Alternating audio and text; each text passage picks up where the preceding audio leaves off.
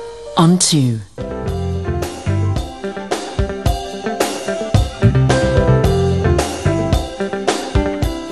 Women are the cornerstones of their homes, their communities, and the development of our country. Now, government's pledge is to honor all women and their optimal health, life expectancy, and ultimately their quality of life. This is the message of First Lady Tobeka Zuma in her campaign in dealing with breast cancer awareness. She joins us this morning. Good morning, welcome.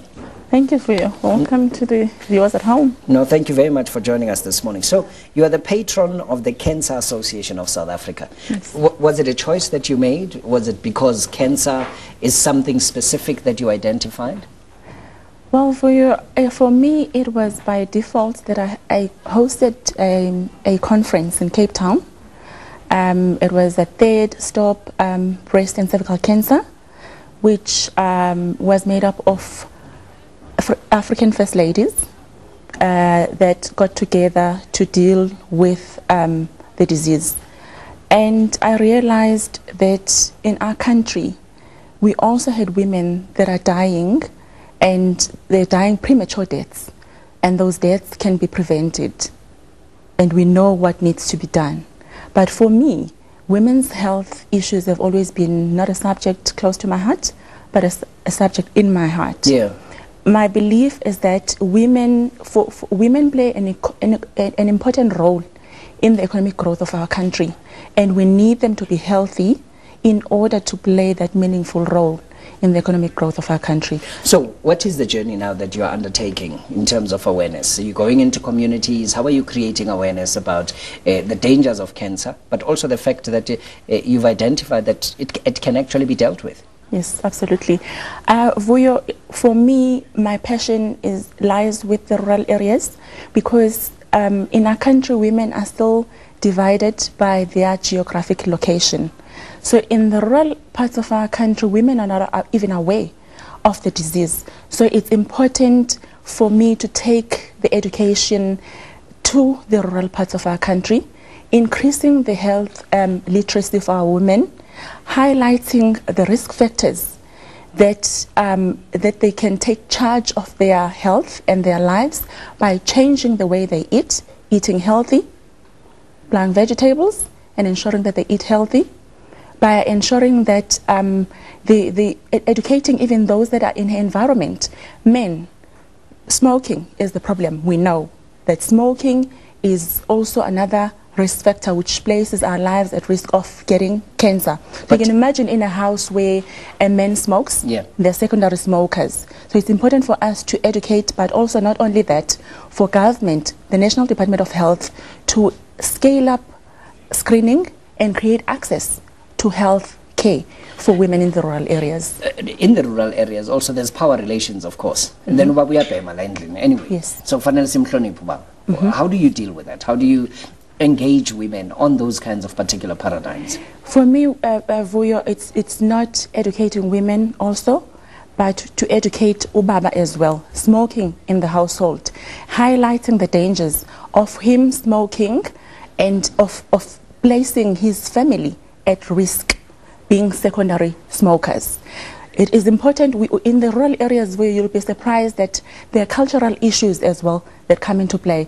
One of them being the fact that women have got to obtain permission, get permission from their husbands to go and have their bodies examined. And if you're sitting in the urban area, you wouldn't think that is an issue. But in the rural areas, it is an issue. And that is why we need to be strong on education, but not only, because it works in a sequence, not only education, but also ensuring that the Department of Health scales up screening, creates access for women, and when women are diagnosed, they are put on treatment. The time period of waiting for a woman who's been diagnosed, who comes from the rural areas, before she puts on treatment, at this point in time is too long, in my own opinion, and that period needs to be shortened. Okay. Rural areas, where have you been? What areas and what are people telling you? In the rural areas, we've been in the deep rural parts of our KZN. Partnerships are very important. We are partnering with all the stakeholders that are relevant in helping fighting the disease. And I always say government cannot do it alone. government relies on all the stakeholders as well to help the government to fight the scourge of cancer.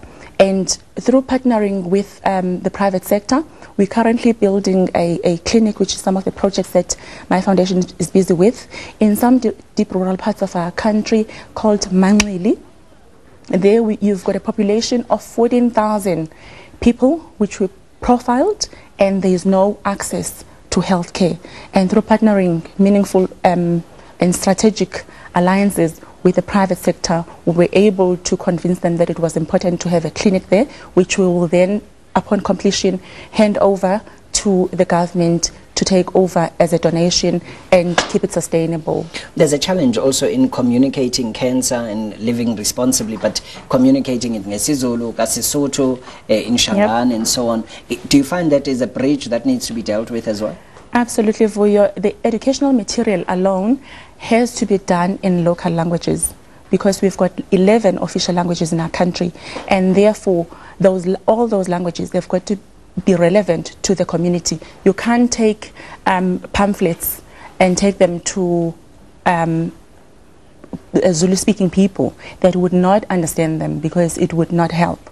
So we need to have educational material developed in local languages, but also at the clinics themselves. We need to retrain the staff to be more compassionate and be aware, and to take, for instance, quality smears, ensuring that the government expenditure does not go to waste when quality smears are not done properly. All right. Thank you very much for your time this morning. Tobeka Zuma is the First Lady, founder also of the Tobeka Madiba Zuma Foundation. Thank you very much for coming in to talk to us this morning. So the message is quite clear. Women, the cornerstones of their homes, communities, and the development of our country. You're watching Morning Live on SABC2, just about 3 minutes before 7 o'clock, the news at the top of the hour. Let's get a weather news update now from Paul Monare. Tsietsi, good morning to you.